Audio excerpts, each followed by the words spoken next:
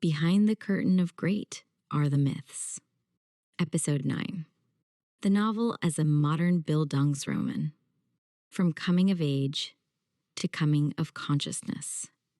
One of the most useful ways to understand great are the myths is to see it within the long literary tradition of the Bildungsroman, the novel of formation.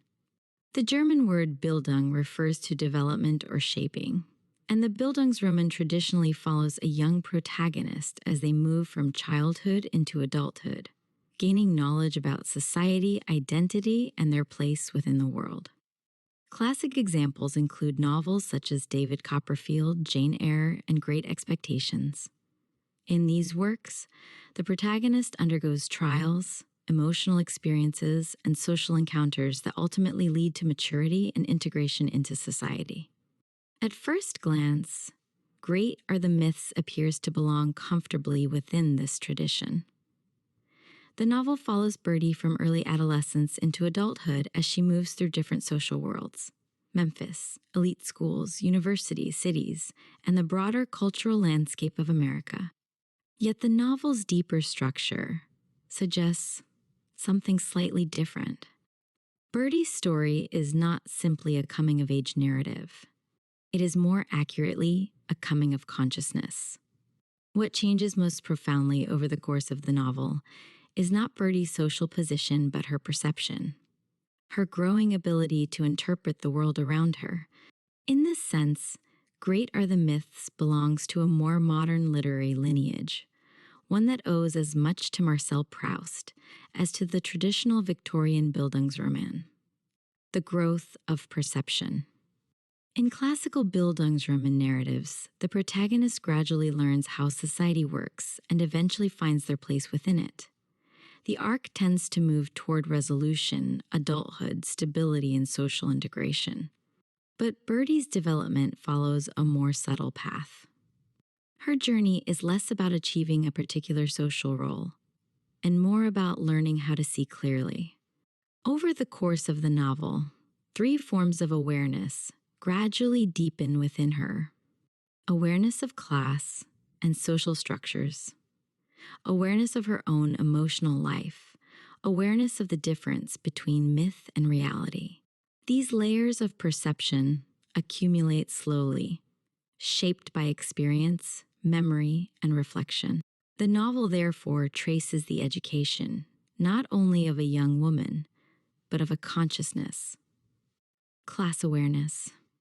One of the earliest forms of awareness that emerges in Birdie's life is an understanding of social structure. Her childhood in Memphis exposes her to a world that feels vibrant, emotionally immediate, and culturally alive. It is a place defined by music, friendship, and the intensity of youth. But as Birdie moves through different environments, from Memphis to Miss Porter's school, from Bryn Mawr to the social world of the East Coast, she becomes increasingly aware of the invisible systems that organize society. At Miss Porter's, she encounters the rituals and expectations of elite female education. The school functions not only as a place of learning, but as a site where young women are quietly prepared to inhabit particular roles within American upper-class life.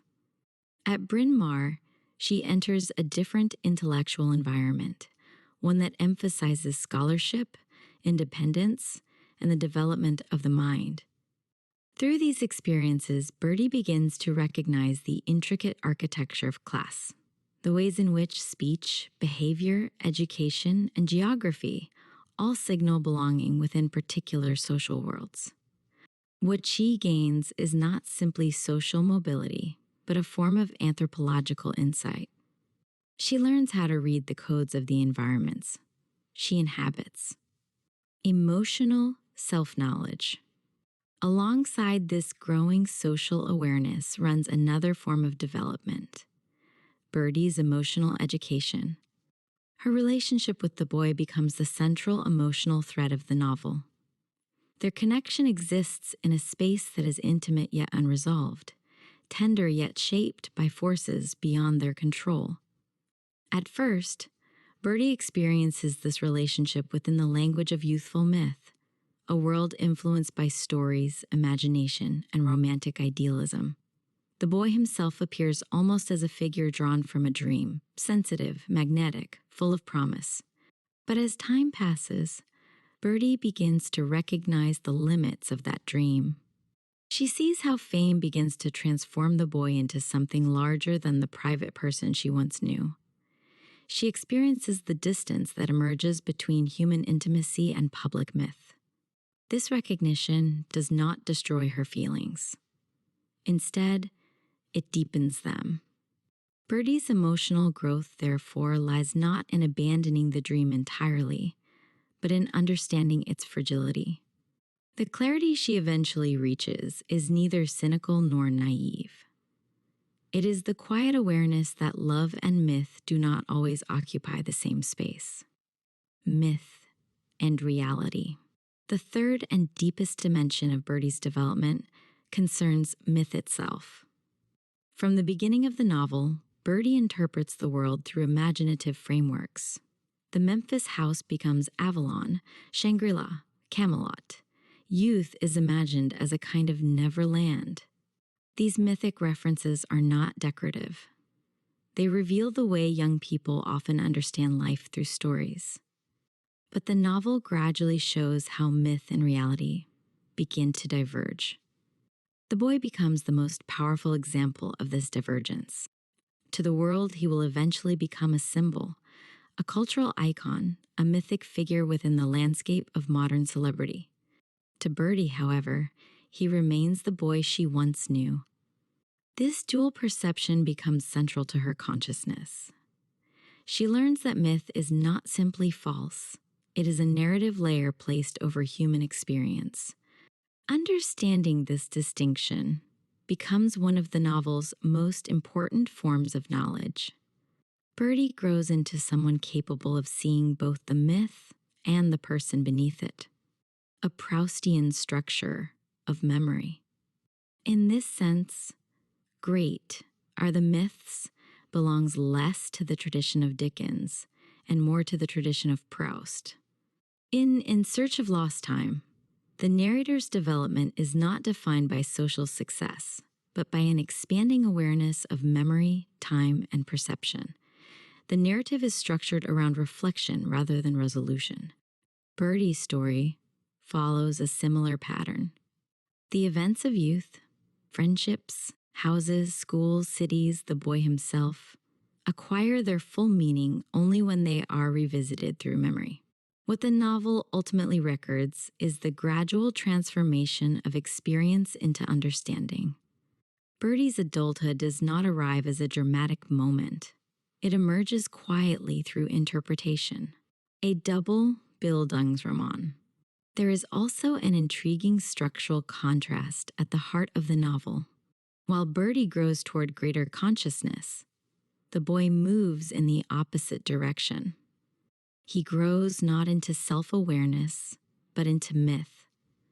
The private boy Birdie once knew gradually disappears beneath the public symbol the world begins to celebrate. The novel, therefore, contains two parallel arcs. Birdie moves toward clarity. The boy moves toward legend, becomes more human. The other becomes more mythic.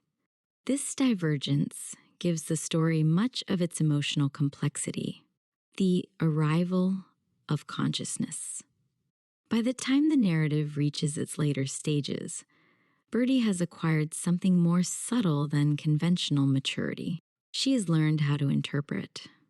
She understands the worlds she has passed through: Memphis, schools, cities, friendships, love, not simply as events, but as experiences layered with meaning. Her coming of age, therefore, resolves not in triumph, but in awareness. She recognizes the beauty of youth and its illusions.